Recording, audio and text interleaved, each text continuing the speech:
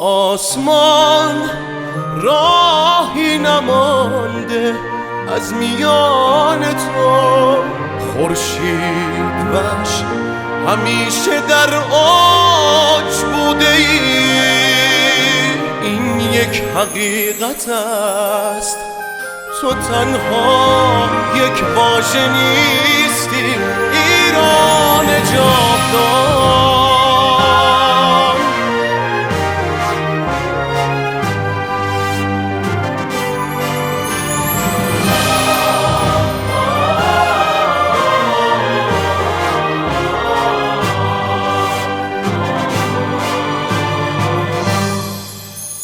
ما پیر میشویم ولی تو جوان بمان، تا آسمان راهی نمانده از میان تو، زیرا که مردمان تو از نسل آرشند، بازوی غیرتند، نقش خیال روی تو تا عرش میکشند.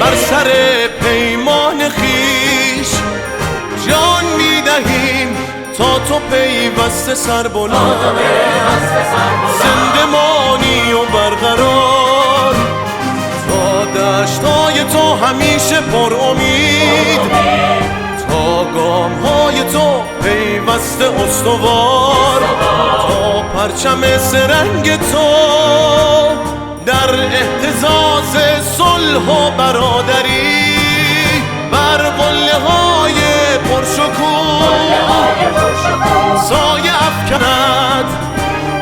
ما پیر میشویم ولی تو جوان بمان، ما پیر میشویم ولی تو جوان بمان.